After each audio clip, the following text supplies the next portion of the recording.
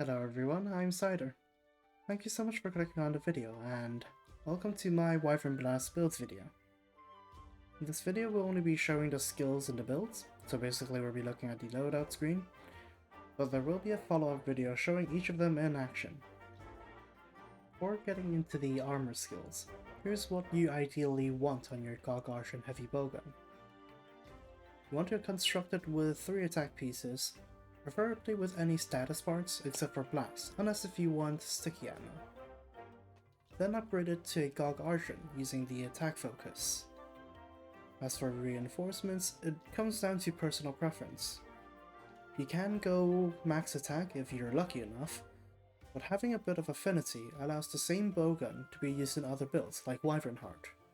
Or, consider getting 1 capacity boost to increase the mag size, since a 3-round mag for spread, 2-round mag for status ammos and pierce is quite painful and feels quite clunky honestly. If you want to use a crafted heavy bowgun for any reason, then the Gravios heavy bowgun is the best option, but you'll likely have to sacrifice a couple decorations. For the mods on the gun, you definitely want ignition mode upgrade for more Wyvern blast damage. For the ammo mod, although I use spread because it's the best both in damage and gauge recovery. If you prefer normal or pierce, feel free to pick them because gauge recovery wise, it's not that significant of a difference. As for status ammos, although they do recharge the gauge really quickly, if you are trying to max out damage, I feel like spread is still better due to the damage it does. But I am only speaking from experience, so take it with a pinch of salt. Or completely ignore me because you want blast more, and status ammo does allow you to blast more. In the special ammos, you want Wyvern Blast, because, you know, it's a Wyvern Blast build. As for decorations, the 3 most important are Artillery 3, Special Ammo Boost 2, and Focus 3. Additional skills you can try and get are Attack Boost and Ballistics on your Talisman. Really quickly about Ballistics, I once replied to a comment saying it adds range to Wyvern Blast from an older test that I did a while back, but after more testing, I don't believe it actually does. So, I apologize for any misinformation I may have spread, and to that one person who told me it didn't add any range but I didn't believe. But Ballistics actually does add a little damage to Wyvern Blast, just it's not as much as 3 levels of attack boost. So Ballistics will be more of a comfort skill for regular ammos, making the critical range a little easier to handle. The mantle you want to use is the Corrupted Mantle, since it can regenerate gauge. In the builds below, I use an RNG talismans for all of them, but if you don't have a good one, you can honestly use any talisman. There isn't any super crucial skills from the talismans. The RNG talismans really are a cherry on top. Anyways, let's get into the builds. Today I have 4 builds, starting with this meme build. It uses the set bonuses of 4-piece Gokmasios, 2-piece Soshia, and 2-piece Gravios, to hopefully make the barrier last longer. Super Recovery can slowly heal the Gog barrier as long as it doesn't break, and Gravios' protection reduces the damage it takes. To get both of those set bonuses, you will have to roll either one on the Gargantuan weapon. The damage skills on this build are Peak Performance 5, Agitator 5, and Burst 2. It is the lowest damage build among the 4, but the damage is still very respectable.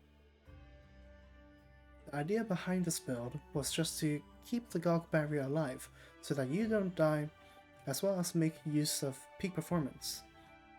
But unfortunately in practice it's kinda mediocre, since most of the endgame monsters just one-shot the barrier, and doesn't give it a chance or time to heal. Which is why it's more of a meme build, but I thought it was quite interesting. It's also definitely stronger in multiplayer. If you want to add more damage to this build, you could sacrifice the Super Recovery skill and get some burst boost instead. The second build is a 4-piece Suwu set.